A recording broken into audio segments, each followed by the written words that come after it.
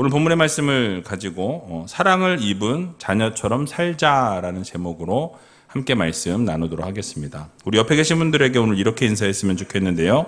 사랑을 입은 자녀처럼 삽시다. 사랑을 입은 자녀처럼 삽시다. 여러분 한 주간 동안 잘 지내셨습니까? 예, 저도 여러분들의 기도와 사랑으로 잘 지냈고요. 오늘은 좀 빈자리가 많네요. 위에는 우리 자녀들이 있고 우리 자녀들 위해서 우리 박수 한번 쳤으면 좋겠습니다. 날씨가 너무 좋아졌어요. 그죠? 예, 날씨가 추웠었는데 지금 에어컨을 이렇게 켜야만 하는 또 추우시면 말씀하세요. 추우시면 약간 이렇게 몸을 이렇게 하신다든지 하면 제가 에어컨을 꺼달라고 얘기할 테니까. 앞에 아마 찬양하실 때는 되게 더울 거예요. 특히 좀 조명 쪽하고 또 위쪽에 있다 보니까 공기가 약간 아래쪽보다는 더운. 그래서 여러분들이 이해해 주시면 좋을 것 같고요. 벚꽃이 이제 거의 떨어졌습니다. 이제 근데 울긋불긋 이 연산홍이 필 때가 됐어요. 오늘 이렇게 쭉 주변을 돌아보니까 이제 몽우리가 지고 펴 있는 애들이 있더라고요. 지난 주 중에 부산에 갔는데 부산에는 벌써 연산홍이 활짝 다 폈어요. 완전히 다 만개했더라고요. 그래서 조만간 우리 교회 동산에도 연산홍이 활짝 피겠구나라는 생각을 하면서 오늘 주변을 좀 걸어봤는데 보니까 주변에 연산홍이 이제 피고 있습니다. 온 세상이 꽃들로 가득하고 있고요. 또 주변의 나무들을 보니까 초록 잎사귀들이 이제 이렇게 나오고 있어요. 삐죽삐죽 나오고 있으면서 온 세상이 이제 푸르게 바뀌고 있는데 그것을 바라보면서 저는 하나님을 찬양했습니다. 하나님 정말 예술가이시고 그 예술을 따라갈 수 없는 그 하나님의 그 사랑, 그 은혜를 다시 한번 마음에 새기는 시간이었는데요. 여러분들도 이 산을 바라보시고 또 자연을 바라보시면서 힐링하는 그런 시간들 가지셨으면 좋겠습니다. 자, 오늘은 지난 시간에 이어서 에베소서 말씀을 좀 살펴보려고 합니다. 오늘 본문의 내용의 중심에는 이 하나님의 사랑을 입은 자녀다 너희가. 그러니까 우리가 하나님의 사랑을 입은 자녀인데 그러면 하나님의 사랑을 입은 자녀는 어떻게 살아야 하겠습니까? 그 하나님의 자녀로서의 삶을 살아라. 이것이 바로 사도 바울의 우리들에게 권면해 주는 말씀이에요. 그래서 하나님의 사랑을 입은 자녀로서 살아가는데 하나님을 본받는 삶을 살라라고 오늘 본문은 우리들에게 교훈해 주는 것을 보게 됩니다. 자, 그렇다면 오늘 본문 말씀을 통해서 우리들에게 주시는 교훈의 말씀이 무엇인지 같이 한번 생각해 보는 시간을 갖도록 하겠습니다. 자, 오늘 본문 1절 말씀 같이 한번 읽어 보도록 하겠습니다. 그러므로 사랑을 입은 자녀같이 너희는 하나님을 본받는 자가 되고. 아멘.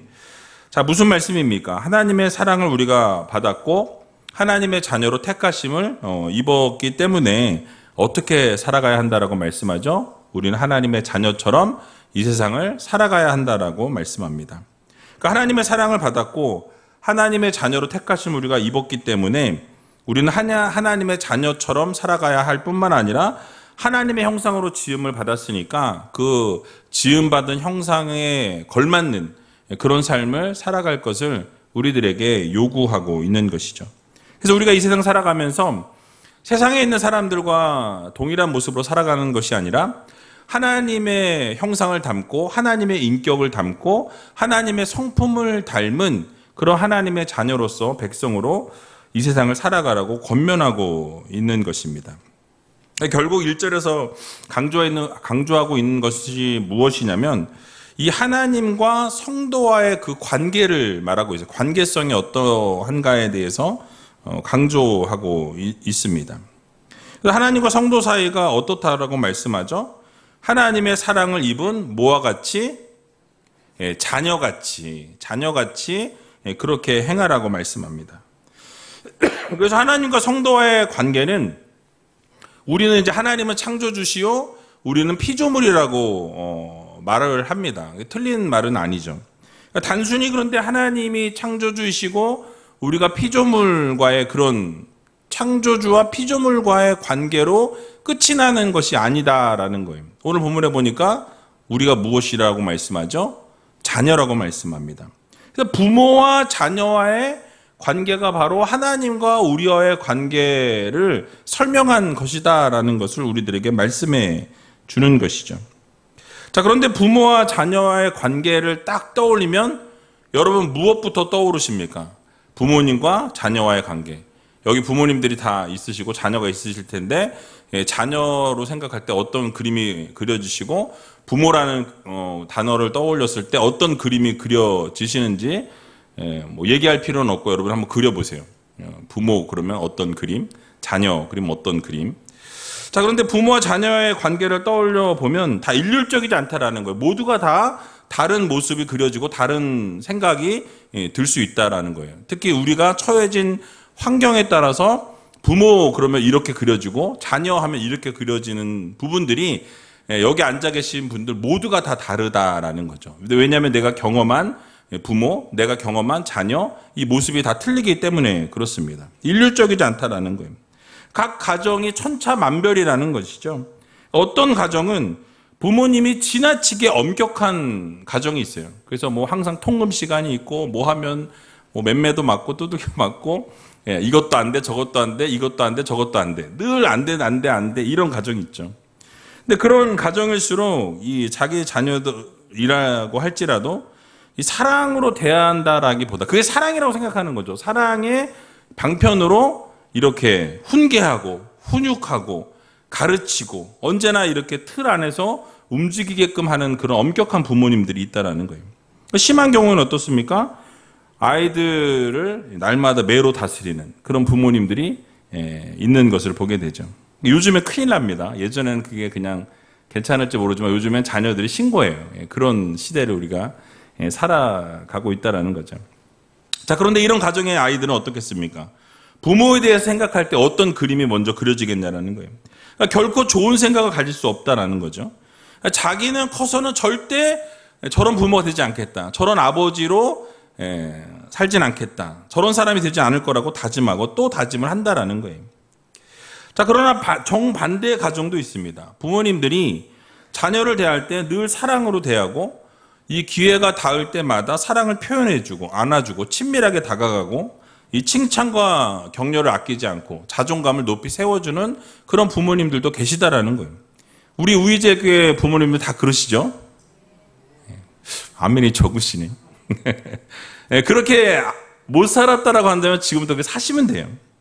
그래서 이런 가정의 부모님들은 이 아이들이 당하고 있는 문제나 곤란함들이나 어려움들을 잘 알고 있어요. 왜 그렇습니까? 소통하기 때문에 그래요.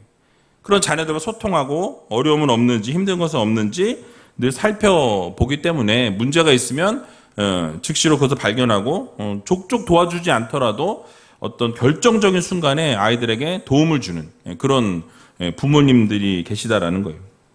자, 그러면 이런 가정의 자녀들이 성장하는 이 가정의 아이들은 어떨까요? 긴 말이 필요하지 않다라는 거예요. 바로 부모를 사랑하고 그 부모를 존경하게 되어 있다는 것입니다. 더 나아가서 부모와 같이 되겠다. 내가 우리 아빠와 같이 우리 엄마와 같이 저렇게 저런 모습으로 내가 나중에 성장해야 되겠다라는 다짐을 한다라는 거예요. 그러니까 자신들이 커서 부모님과 같은 사람이 되고 싶다라고 말합니다. 그러니까 부모님의 그 사랑과 인격을 본받기로 결심하고 결단하고 노력을 한다라는 거예요. 실제로 자라가면서 하루하루가 다르게 정말로 그 부모님을 닮아가는 것을 보게 된다라는 것이죠. 오늘 본문을 보게 되니까 뭐라고 말씀합니까? 사랑을 입은 자녀같이라고 말씀하죠. 그러니까 부모님으로부터 사랑을 받았으니 하나님으로부터 사랑을 받았으니 그 사랑을 받은 자녀로서의 삶을 살아낸다라는 말씀이에요. 그러니까 하나님 아버지를 우리 아버지로 섬기고 하나님께서 엄하고 무섭기만 한 그런 하나님이 아니시고 언제나 사랑을 주시고 우리에게 은혜를 주시고 관심을 가져주시고 넘치도록 그 부어주시는 그 사랑과 은혜를 알기 때문에 어떻습니까? 그 하나님을 닮아가려고 하는 그 하나님의 자녀로서의 삶을 살아가기 위해서 몸부림치는 성도들이 되어야 한다라는 말씀이에요. 그래서 믿음이 자라면서 하나님을 본받고 싶다라고 그러면서 어떻게 합니까? 하나님의 사랑을 입었으니 그 하나님의 사랑을 실천하고 하나님을 닮아가려고, 본받으려고 노력하는 그런 성도들이 되어야 한다라고 말씀하고 있는 것이죠. 그래서 여러분, 믿음이 자라면서 우리는 하나님을 본받는 자가 되기 위해서 몸부림치는 성도가 되어야 합니다. 그러니까 하나님의 사랑을 입은 자녀가 되었기 때문에 하나님이 무엇을 기뻐하시는지 우리는 알고 있어요. 여러분은 알고 있잖아요. 하나님이 어떤 것을 좋아하시고 무엇을 기뻐하시는지, 또 어떤 것을 싫어하시는지 우리는 알고 있다라는 거죠. 그러니까 하나님이 어떤 것을 보시면 실망하시는지, 어떠한 것을 우리가 행할 때 기뻐하시는지 우리는 다 알고 있다라는 거예요. 그러니까 여러분, 우리가 어떻게 행하게 됩니까? 하나님이 미워하시고 싫어하시는 것들은 행하지 않기 위해서 노력한다라는 거예요. 하나님의 자녀로 살아가면서 하나님이 기뻐하시는 일들을 행하기 위해서 우리가 최선을 다하는 삶을 살아내는 것이 진정한 성도의 삶이라는 말씀이에요. 물론 때로는 우리가 하나님의 자녀로 살아가면서 연약하기 때문에, 우리가 부족하기 때문에 한계가 있는 것은 사실이에요. 우리가 하고 싶어도 그렇게 하지 못할 때가 있다라는 거죠. 그러니까 하나님으로부터 받은 그 사랑이 있기 때문에 우리가 어떻게 해야 되는 것을 알지만 때로는 그 사랑을 실천하는 것이 쉽지는 않다라는 거예요. 그래서 사랑을 실천하는 것이 내 힘으로 이루어지는 것이 아니에요. 하나님이 힘을 주시고 능력을 주셔야 그 삶을 살아가는 것이 가능하다라는 것이죠. 여러분, 그러므로 이 세상 살아가면서 하나님의 자녀로서 또 하나님의 사랑을 입은 자녀처럼 그렇게 하나님을 본받는 성도들이 다 되시기 바랍니다. 여러분들의 삶이 꼭 기억하셔야 돼요.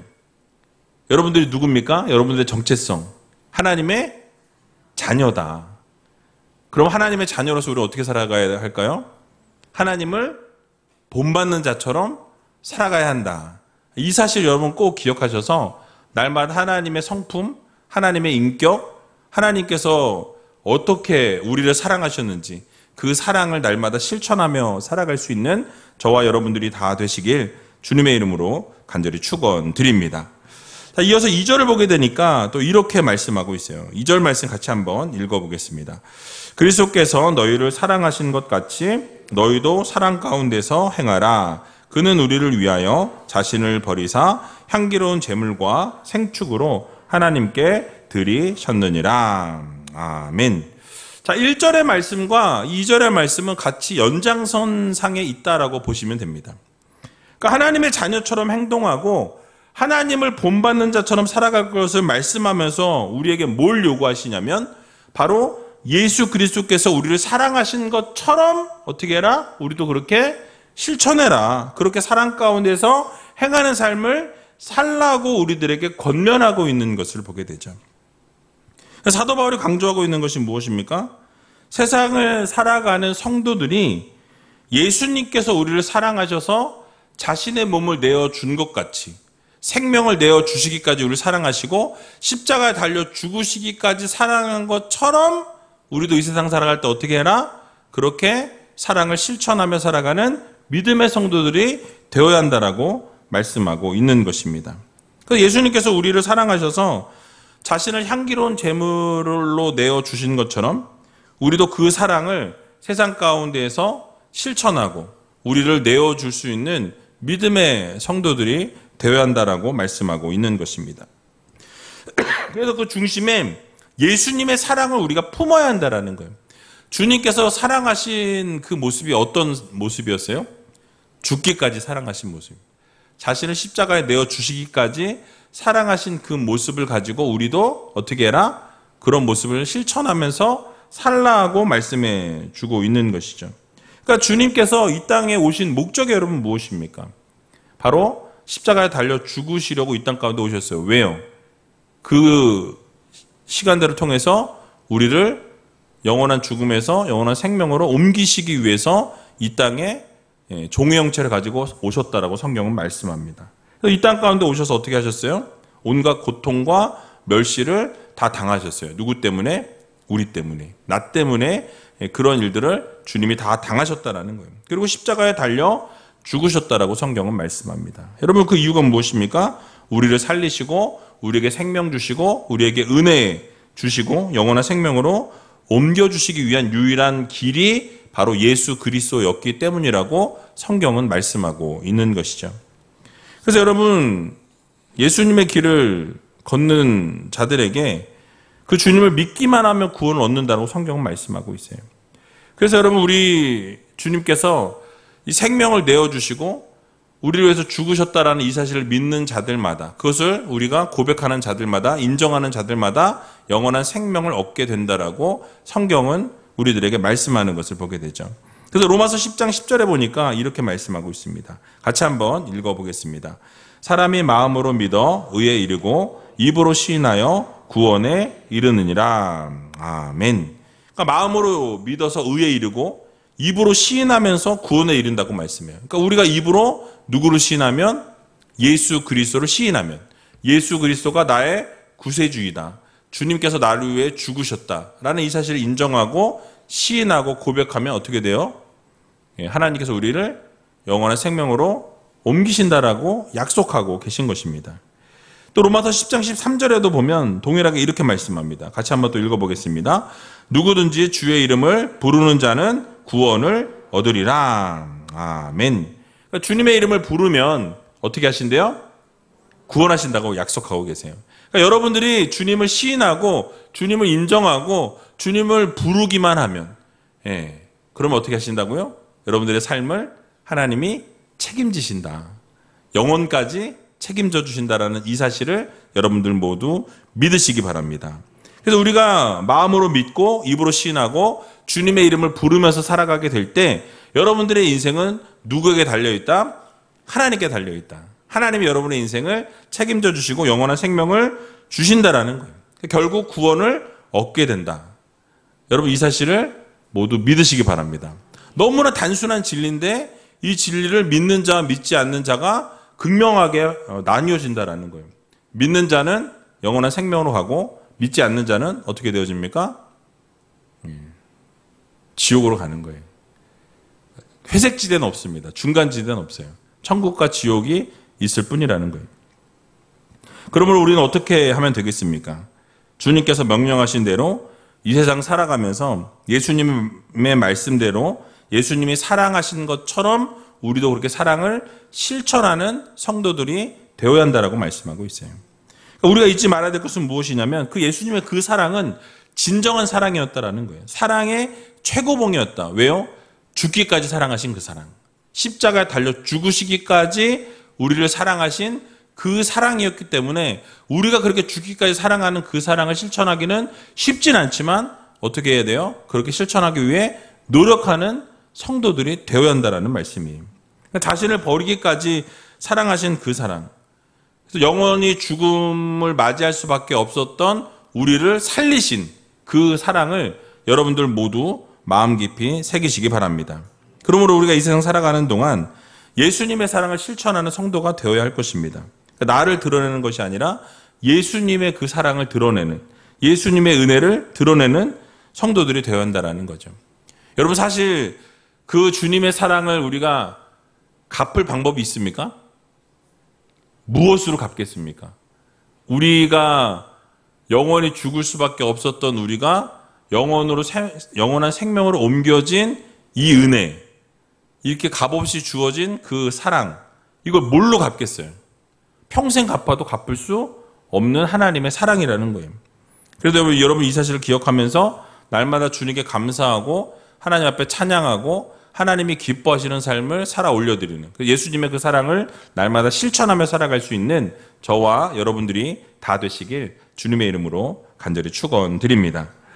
자, 이어서 이제 3절 말씀, 오늘 3절 말씀까지 보는데 5절까지의 말씀을 보게 되면 이제 하나님을 본받은 자가 행하면 안 될 행동에 대해서 3절에서 5절까지 이야기하고 있습니다. 오늘은 3절 말씀만 살펴보려고 하는데요. 우리 3절 말씀 같이 한번 읽어보도록 하겠습니다. 음행과 온갖 더러운 것과 탐욕은 너희 중에서 그 이름이라도 부르지 말라. 이는 성도의 마땅한 바니라. 아멘.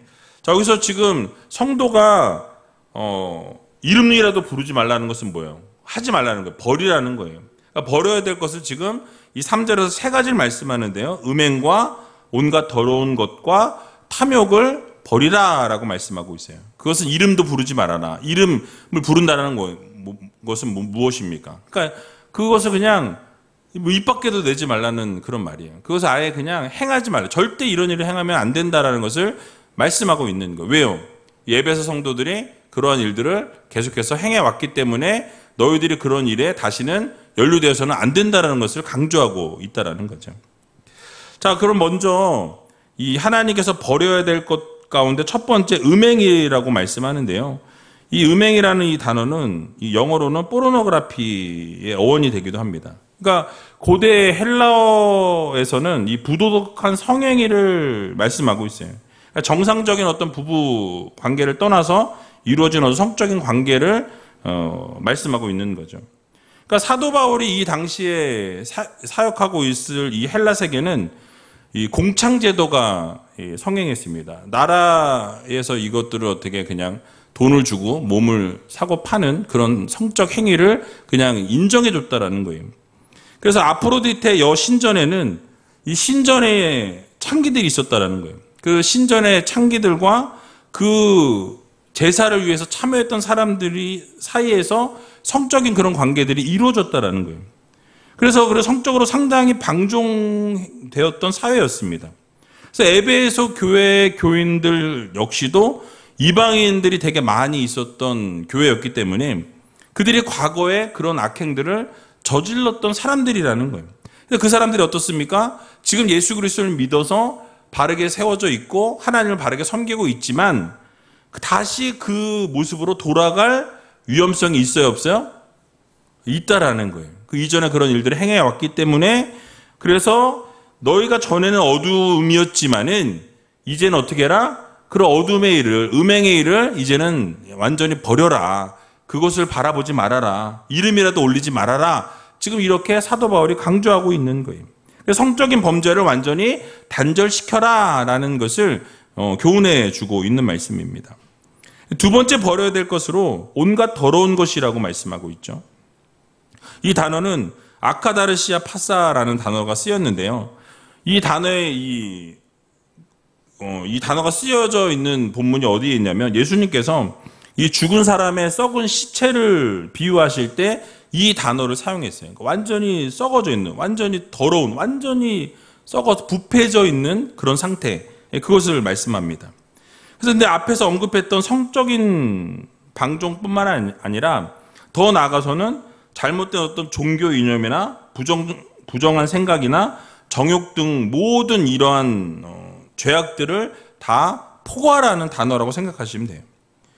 근데 본절은 지금 2절 말씀, 3절 말씀을 보게 되면 앞에 음행이라는 단어와 이 온갖 더러운 것이라는 단어가 함께 쓰였기 때문에 어떻게 보면 이 단어를 음란한 욕구가 갖는 도덕적인 불결함을 의미하는 단어로 쓰였다라고 생각할 수 있습니다.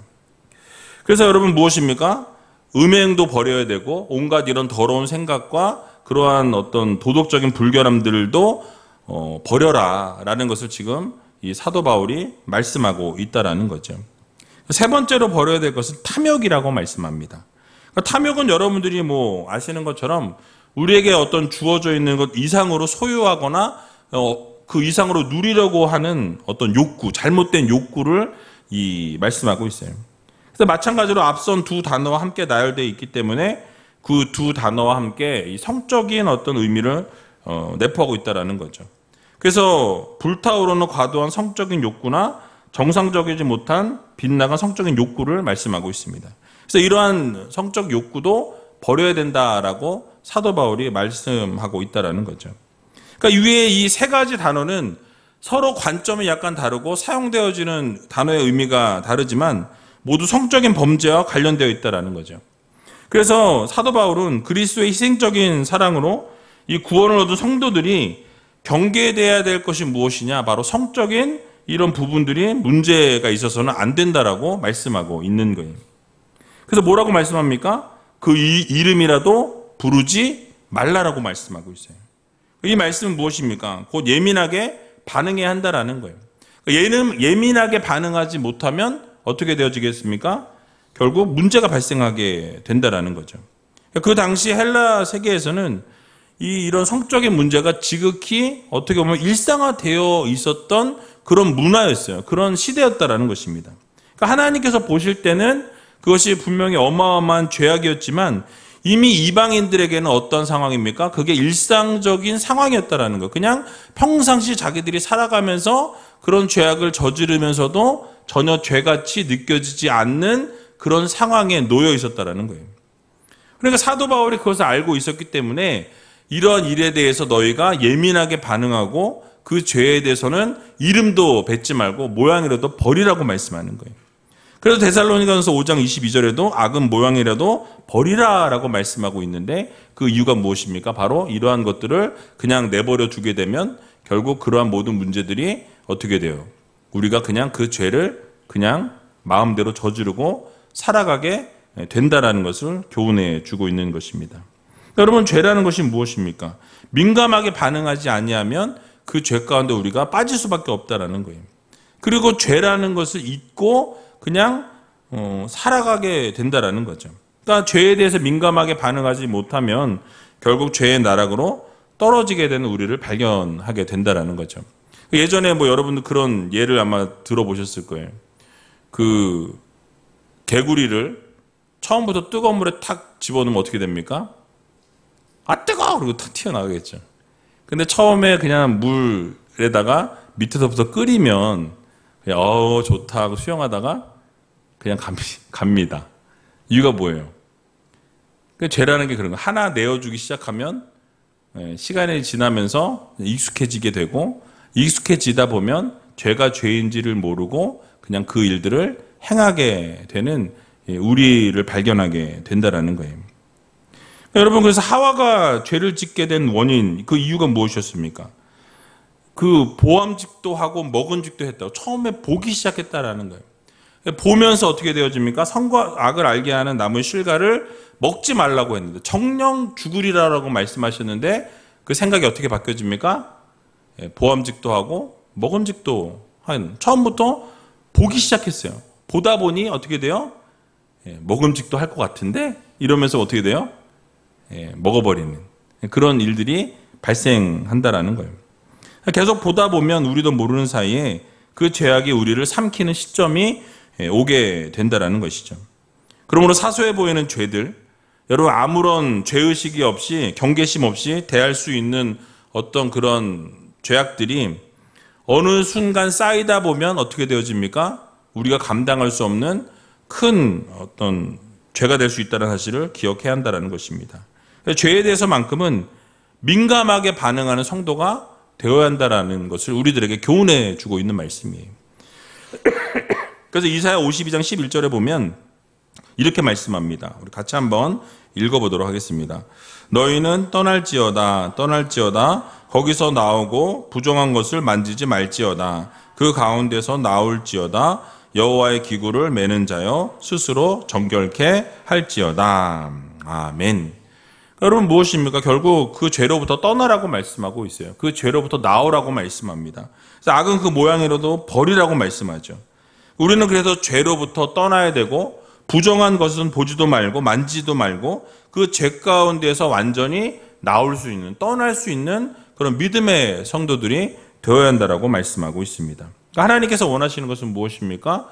결국 하나님을 바라볼 수 있는 믿음을 가지라는 거예요. 사랑을 입은 자처럼 그렇게 자녀처럼 살아가는, 그래서 하나님을 본받고 예수 그리스도처럼 사랑을 실천하는 그런 성도가 되어야 하고 악은 모양이라도 버리고 그 죄에 대해서 민감한 삶을 살아가는 성도가 되어야 한다는 것을 기억하면서 오늘 이 말씀을 붙들고 살아가게 될 때 정말 하나님 원하시고 하나님 기뻐하시는 삶을 살아갈 수 있는 저와 여러분들이 다 되시길 주님의 이름으로 간절히 축원드립니다.